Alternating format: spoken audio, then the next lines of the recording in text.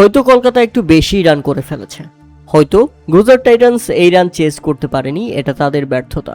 কিন্তু ম্যাচের এমন কিছু কিছু কাণ্ডকলাপ সামনে এসেছে এবং সামাজিক যোগাযোগ মাধ্যমে যেগুলো নিয়ে আলোচনা হচ্ছে তাতে স্পষ্ট প্রমাণ হয়ে যায় যে কলকাতার কাছে ম্যাচ বেচে দিয়েছে গুজরাট টাইটান্স।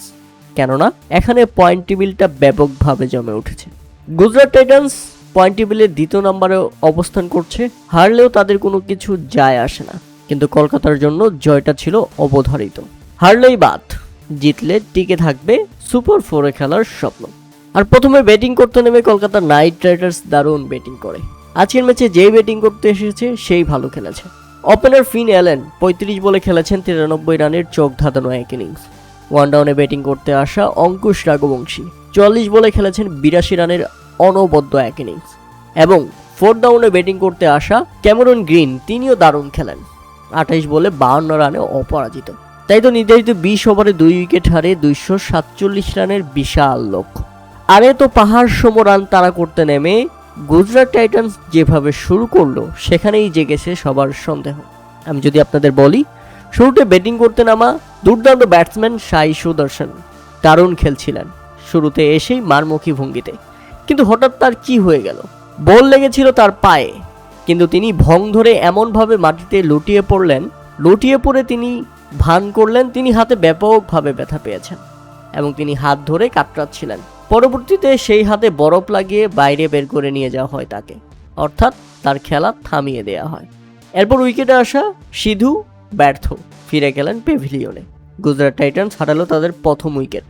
এরপর গুজরাট টাইটান্স আর কোনো উইকেট হারায়নি ঠিকই, তবে তাদের রান তোলার গতি সবাইকে চমকে দিয়েছে। একের পর এক ডট বল। আপনি জানলে চমকে যাবেন যে গুজরাট টাইটান্সের অধিনায়ক শুভমান গিল প্রথম 16 বলে 14 রান করেছিলেন। এরপর আপনি ভাবতেই পারেন শুরুতে একটু দেখে খেলতেই পারে, এটা তেমন কিছু না। না, এরপর শেষ 25 বলে করেছিলেন 23 রান। মানে এগুলো কি মেনে নেওয়ার মতো? অপরদিকে জস বাটলার তিনিও ধীরগতি, তিনিও ডট বল খেলছেন। প্রথম 11 বলে করলেন 12 রান। যখন আবার শুভমান গিল মারমুখী ভঙ্গিতে শুরু করেছে তখন আবার তার ঘাড় ব্যথা, এই সমস্যা সেই সমস্যা, এইভাবেই চলতেই থাকে। এরপর আমরা দেখি জস বাটলার শেষ 15 বলে করে 17 রান। হ্যাঁ, এইসব কাহিনী চলে ম্যাচের মধ্যে। এই দুই ব্যাটসম্যান মূলত ইচ্ছা করে ম্যাচটাকে ডুবিয়ে গেছে। এরপর রান তোলা শুরু করেন শুভমান গিল, তখনই আবার আউট হয়ে প্যাভিলিয়নে ফিরলেন। 49 বলে 85 শেষ দিকে রান তুলেছেন। এরপর আবারও উইকেট আসেন ওই যে রিটায়ার্ড হার্ড হয়ে ফিরে গিয়েছিলেন সাই সুদর্শন। আসার পর তিনি আর মারছেন না, মার শুরু করলেন জস বাটলার। কিন্তু কত, শেষ 12 বলে যখন প্রয়োজন ছিল 45 রান, এই ম্যাচটাও বের করে আনা সম্ভব যখন 2 সেট ব্যাটসম্যান উইকেটে। কিন্তু না, অবাক করা ব্যাপার হচ্ছে 19তম ওভারে নিজের উইকেট বিলিয়ে দিলেন জস বাটলার এবং ওই ওভারে মাত্র 5 রান আসে। যেখানে 12 বলে শেষ 2 ওভারে 45 রান প্রয়োজন, সেখানে 19তম ওভারে মাত্র 5 রান আসে। একবার চিন্তা করেছেন? এবং শেষ ওভারে যখন প্রয়োজন ছিল 40 রান, তখন গুজরাট টাইটান্স নিতে পারে মাত্র 10 রান, তাও আবার একটা উইকেট হারিয়ে। অর্থাৎ 29 রানের বিশাল জয় তুলে নেয় কলকাতা নাইট রাইডার্স।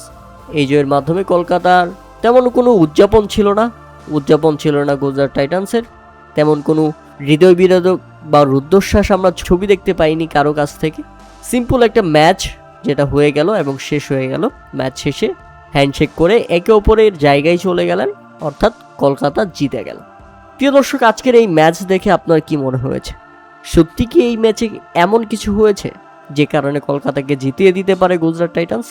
আপনাদের মতামত অবশ্যই আমাদের কমেন্ট করে জানাবেন।